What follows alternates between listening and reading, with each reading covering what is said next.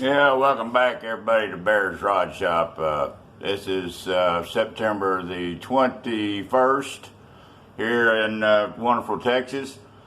Been under the weather since Friday and Saturday, and yesterday I started feeling about 45% better than I did on Sunday, but probably up to about 90% par yesterday.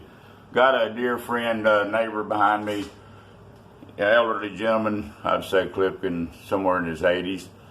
And he come up, his hay baler is down, and he says, any way you can help me, I need to have you machine a bushing or weld the pocket up on the arm and then press in a new bearing, which is right here. Got the old one sitting over there on the fixture. And so I agreed. He was going to try to weld it up with his regular stick, 7018 little welder, and then grind it and try to fit that bearing. I said, John, don't destroy the part. I can do that myself. But he knew I was joking.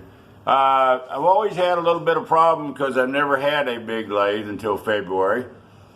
And the Saw South Bend, it had a boring bar, but it only had like a little tiny half inch, and it was the original 1936 boring bar. Had little, carbide tip tooling in there, and I never did do a whole lot, but been doing some boring on my own, and so I got me a piece of 2 3/8 pipe. That'll give me what I need, OD, to turn it and put this 2-inch bearing pressed in tight, and use some machinist green Loctite to lock the bushing in. This doesn't get a whole lot of abuse.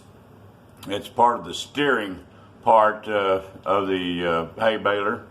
But I'd like some help here for some tricks and tips. I thought I had this boring bar set up perfect on there, and I was just not. Let's see if we can't push her down here and get you in.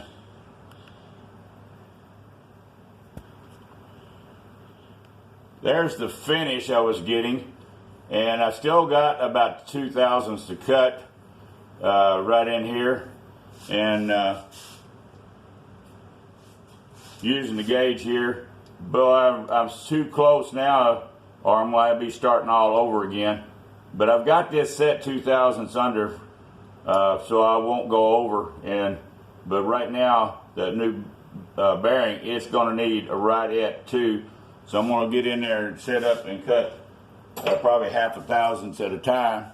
But here is my method. If I can get this down here to adjust.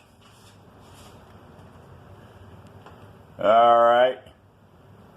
Maybe you can see that. This is 3D printed, 3/4 round stock. It'll be the same thing you'll see on Joe Pye's channel over there at Advanced Innovations, and I could not afford that, but Alan was kind enough to print me up one in a 3D printer. And so I've got my ground here, 1-inch Joe block.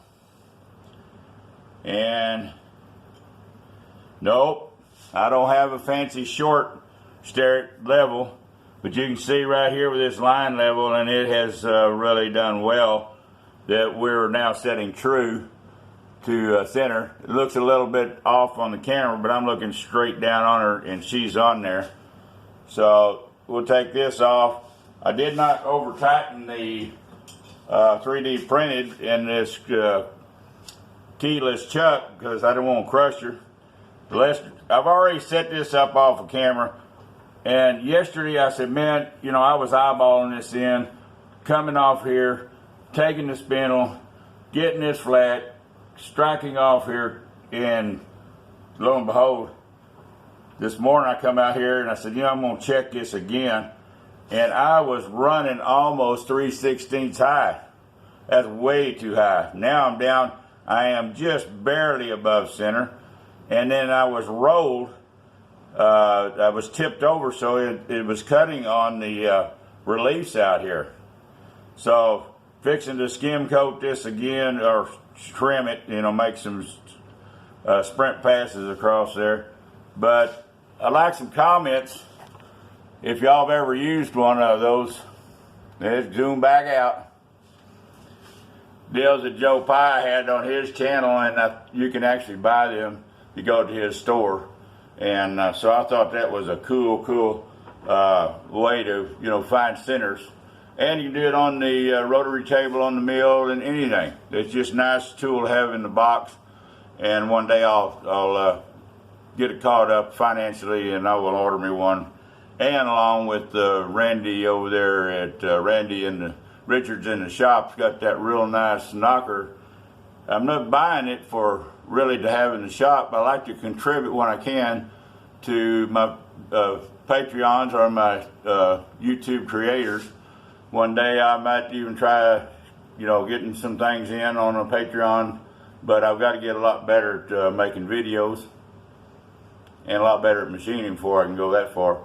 But send me some comments down below. Please subscribe on your way out. Hit that notification bell. And we are going to have this bushing in today, and hopefully over to John so he can get that baler going. It's got hay laying on the ground, and that's not good.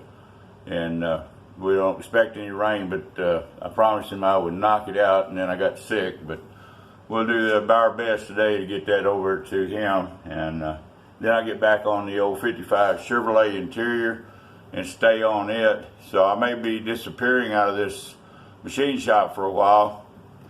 Catch up on some videos over there, sewing up some really cool seats for that 55 two-door post. Y'all like this channel, please share. Come back and visit. We're out of here.